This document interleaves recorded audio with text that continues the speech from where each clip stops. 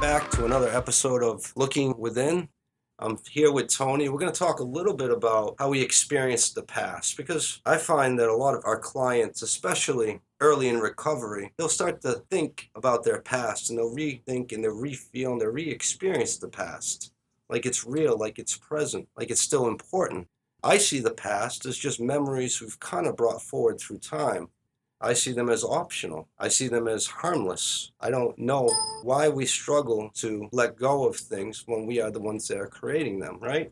Yeah, I see us creating a lot of our own suffering, and we have free will to do exactly what we want with our thoughts. Well, a single thought is as long as we think it. When I didn't have this understanding, I believed that if somebody had a traumatic episode or a traumatic event in their life, that they were destined for a lifetime of re-experiencing that experience, to re-feel all those feelings all the time.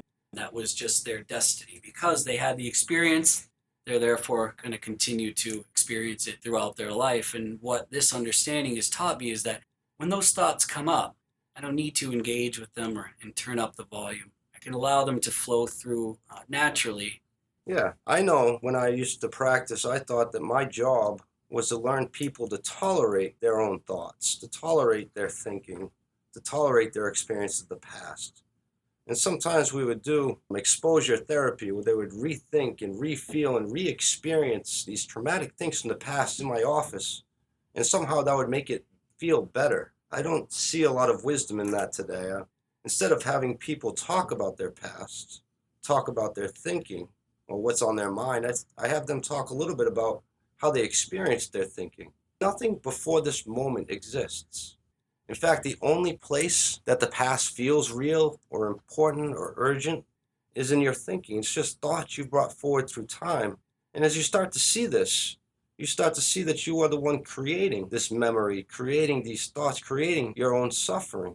As you start to see this, you start to wonder, why are you suffering from something you are creating? And while negative, intrusive, horrible memories will come up for you and you will feel them, once you start to look away from the content and look towards the fact you are thinking these thoughts, well, they seem a little less intrusive. They become a little less important to you. You don't spend as much time suffering from them. That's just the way I see clients dealing with the past today. I want to share a brief story about some work I did with the client several months ago. Here was a guy who is doing his very best given his understanding. Now, he had been incarcerated for about 10 years. Involuntary manslaughter or vehicular manslaughter was the charge. And he had a friend or a loved one in the vehicle. He was under the influence, and unfortunately, the individual died. He went to prison for 10 years. And he said, in prison, I thought about it every day. And it was horrible. I suffered. I've already been sentenced, and now I'm resentencing myself every single day for this terrible decision I made and the consequences that resulted from it. And so when I got out of prison, I relapsed and I had to go back to treatment. And the counselor said, well, why don't we talk about all that traumatic experience? Why don't you talk about that? And he said, well, why do I need to talk about it? I spent the last 10 years thinking about it every single day and re-experiencing all those negative feelings, re-experiencing the guilt and the shame. And that kind of illustrates our point that it is optional. Yeah, I like that story. I like the way that the client sees that differently today.